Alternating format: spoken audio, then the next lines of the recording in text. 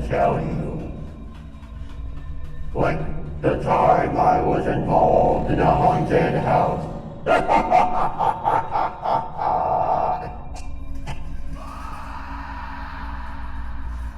So sit back and, you know what, this is just, you know, I can't tell you a good story if you're looking at this face. So, is there any way that we might be able to change my face, you know, to something a little less scary, because we know how scary this is, right? Okay, so, yeah, let's change the face. That'd be a great start. Okay, so here we go.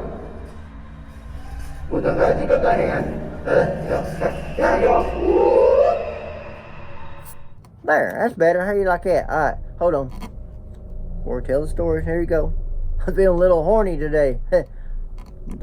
Anyway, so my buddy and me, good old buddy Shane, it was his haunted house, and he's like, hey man, you want to be a part of my haunted house? I don't know how I found out, I just did. And anyway, he said, you want to be part of my haunted house? I said, yeah, man, I'd love to help you out with your haunted house, man. So, anyway, we got together, you know, and not unlike with the wood beams up there, under his crawl space, which is where he had his haunted house. So basically, he got a bunch of trash bags, and we stapled them or taped them or something to the wooden beams, you know. And that was our walls, you know. We had like a center room. And nowadays, if you got like a ghost hunting show, they call that nerve center, because that's where all the action takes place, all the special effects and everything, music and sound effects and stuff. Except it was a little bit different. Anyway, so that was what I was in charge of. I was supposed to be the center dude, Mr. Nerve Center dude. And you know, but anyway, we had like about 5 or 6 rooms, you know, and fix my mustache there. And 5 or 6 rooms. I don't remember what they all was part of. I think one of them was like a mad scientist room or something, you know, kind of freaky deaky, you know. I don't remember. I don't think we had the woods or nothing with like a scary booger that was in the woods, you know. I don't think we had that. But anyway, but doesn't matter. I think we had, like I said, I think we had a mad scientist room and mad doctor, crazy, you know, crazy. You know, we put it together pretty quickly. And you know, the door, by the way, the doorway for each of the rooms, the doorway is basically the trash bags just slid up and down like a meat cooler or something, you know. We had them there meat cooler with the slits on the door. So that was what the doors was. Anyway, it was open at night. And I think it was open at night and closing night all in the same day or in the same night, you know. So anyway, we had our haunted house, you know, like when you walk in the door, that right there was the doorway, that was the welcome center, you know. And so anyway, we invited people to come in and take a look around, you know, and we would warn them, this is going to be the scariest night of your life. Oh, scary monsters. Urgh. So anyway, and so we, you know, took them on the tour. Well, here's me in the little center of the thing, you know. And anyway, you know, he led him through. I think we had more than him and me. I don't think we was the only 2 people running the haunted house. But anyway, we invited people through the neighborhood. See, you can't do that kind of stuff nowadays. People throw you in jail because they might think that you're trying to molest somebody or something, or kidnapping, whatever. Maybe we'll say kidnapping instead of molesting. That's just not a word for a family friendly. Anyway, so wait, my mustache is falling down again. There we go.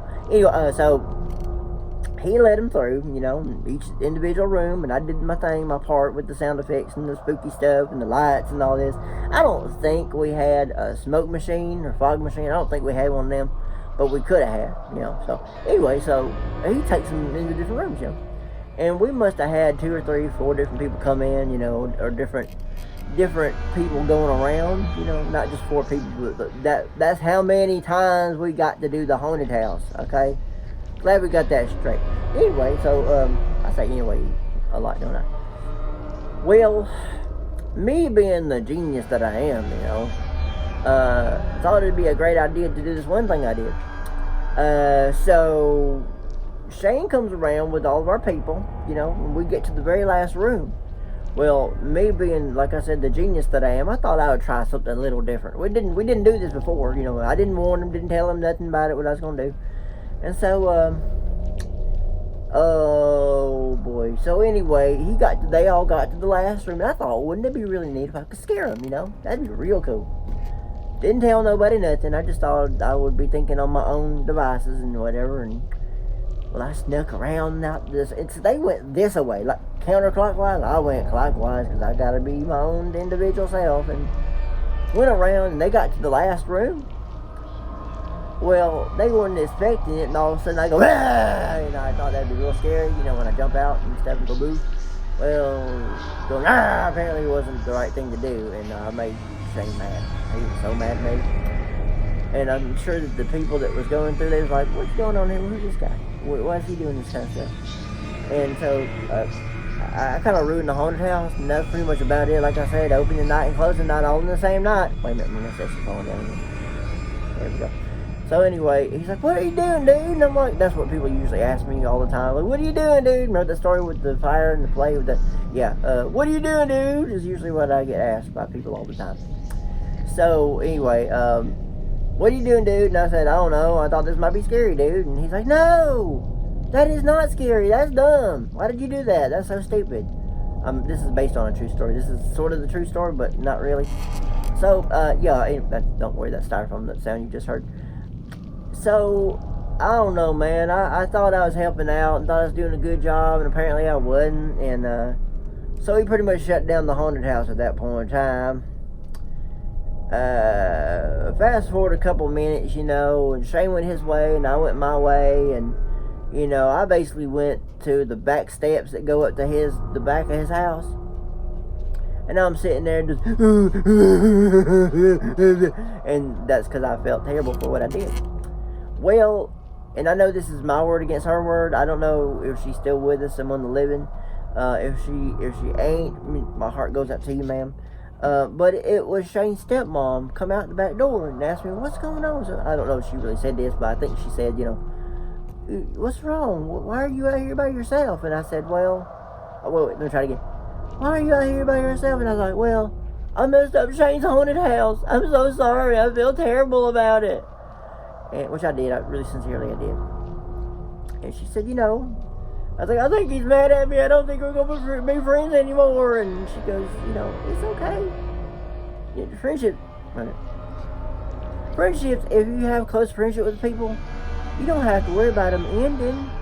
Shane's just mad at you just a little bit, but it's okay. You know, things are going to be all right. And so, from that point, I was like, okay. And anyway, everybody went their separate ways, you know. I mean, all of our friends were out front. I could hear them all making noises and stuff and just enjoying themselves on Halloween, having a good old time. And I was at the back feeling sorry for myself. But anyway, the important thing to remember of this story is, I mean, you know, Shane and me, we're still good friends. You know, we talk on the internet, on the interwebs, whatever you want to call them. And, you know, so we're good friends, we're good buddies, you know, and he's kind of going through a bit of trouble right now in his life, physically. So, I wish him the best of luck. If you're watching Shane, man, dude, get better. You know, just please get better. This world would be a sad world without you in it, so get better. I know I'm making it sound like he's a drug user, but that ain't it. That's totally not it. So, you know, the moral of the story is don't piss off your friends, because they might have like a razor claw, you know, or a hatchet, or a machete, or, you know, a chainsaw. Oh, that would be really terrible, wouldn't it, with a chainsaw? But they might take that stuff and chop you into a bunch of little big pieces. We don't want that. We want people to be happy in this world. My mustache is falling down again. There we go. So, the moral of the story is do what you're told. You know, be a cog, fit in, do what you're supposed to do. Don't go off and be some rebel and do whatever you want to do, and, you know, just do what you're told. And it's just important just to do what you're told to do. So, anyway, that's my story. Happy Halloween, everybody. And thanks for watching. Make sure that you like this video, because I bet you liked it. Surely you did. And then, you know, like the video and comment about it. Maybe, possibly, hopefully. And, you know, subscribe. And I say subscribe, I probably did. That's good anyway. The bears repeating, you know. And hit that little bell, because the bell will tell you that Russell, I'm not really Russell, because I've obviously got the beard, so dang it, those freaking, yeah, so if you hit the bell, that'll tell you that I posted, or Russell posted another video. Anyway, that's all I'm going to talk about today. Thanks for watching this video, and I'll talk to you later. Here we go, the punch part, here we go.